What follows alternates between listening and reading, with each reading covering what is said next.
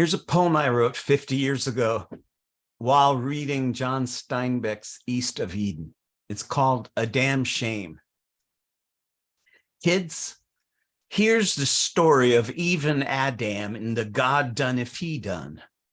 Eve and Adam lifting a paradise, the paradise if he done, and if he done it, kid, he done it. This paradise, Eve and Adam, wore naked to each other. Even Adam wore naked and could scratch each other's itch, ass naked to each other ass could be. One day ass naked shone a fruit from the tree, thunder tree off knowledge.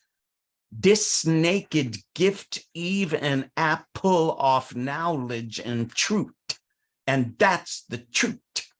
So, kid, Eve and Adam, the paradise, ate an apple off knowledge and saw they were naked and knew they were shame.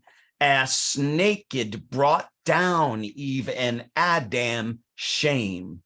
A damn shame, a damn snake from the tree, thunder tree off knowledge, apple, truth, thunder tree off knowledge, even fall damn thunder, Adam fall ledge, pull apple off Adam and Eve it fall damn. And the snake done if he done, and Eve done if she done, and the God done if he done in the Garden of Eden.